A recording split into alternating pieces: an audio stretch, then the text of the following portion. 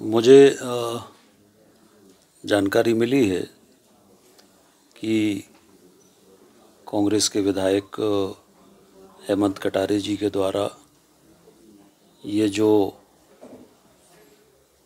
सौरव शर्मा जो ये पूरा जो परिवहन का विषय जो सामने आया है और जो रेड हुई है और जो सौरव शर्मा के यहाँ से जो भी सोना वगैरह या जो भी पकड़ा गया है, इस संबंध में हेमंत कटारे जी ने कहा है कि सौरव शर्मा की नियुक्ति मेरे द्वारा हुई थी या मैंने अनुशंसा की थी, ये पूरी तरह से असत्य है।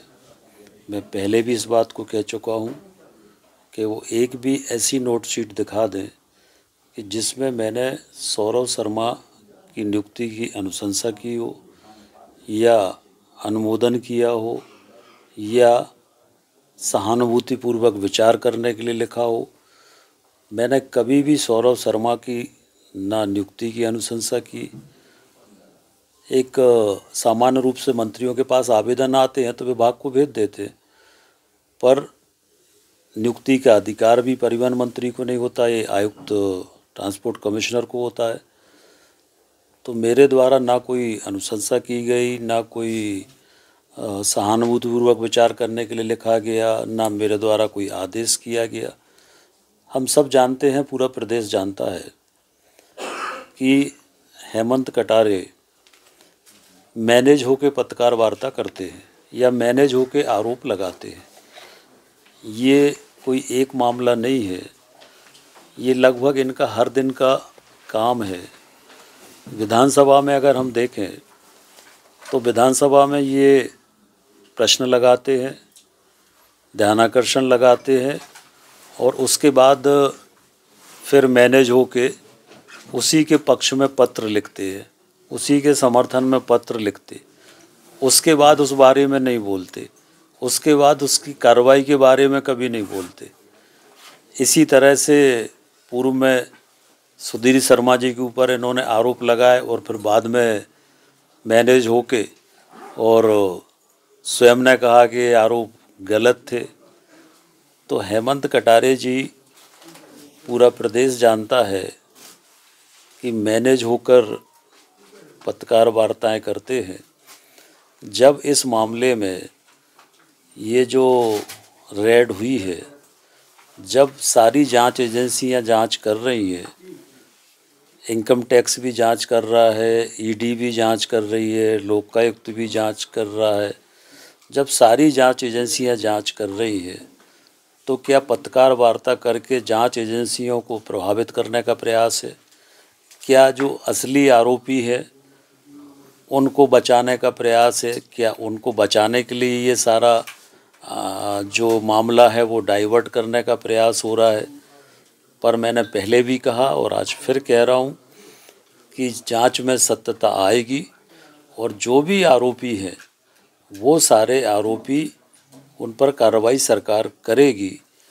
जहाँ तक हेमंत कटारे जी का सवाल है, ये स्वयं 376 के आरोपी रहे हैं और 376 एक महिला पत्रकार की तरफ से ये केस रजिस्टर्ड हुआ था और उस केस में मुझे मालूम है कि उस एफएसएल के माध्यम से वो जो पॉजिटिव रिपोर्ट थी रेप की, उसको किस तरह से नेगेटिव किया गया, वो पूरी कहानी मुझे पता है।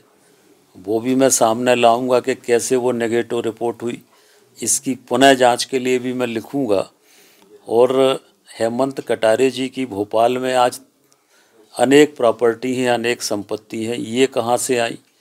हेमंत कटारे जी का जो आईएसबीटी पर पेट्रोल पंप है, उस पेट्रोल पंप के आजू बाजू में जो झुग्गी झोपड़ियाँ हैं, उन झुग्गी झोपड़ियों में इनके भाई योगेश कटारे के संरक्षण में गांजा बेचा जा रहा है, ब्राउन शुगर बेची जा रही है, तमाम तरह के नशीले पदार्थ बेचे जा रहे हैं। इनके खुद भाई के ऊपर, योगेश कटारे के ऊपर 35 आपराधिक प्रकरण हैं और ये चुनाव के समय भी भिंड में कैसे चुनाव जीते ये भी मुझे मालूम है। भोपाल से अपराधियों को ले जाकर बूथ कैप्चरिंग करके ये इन्होंने चुनाव जीता।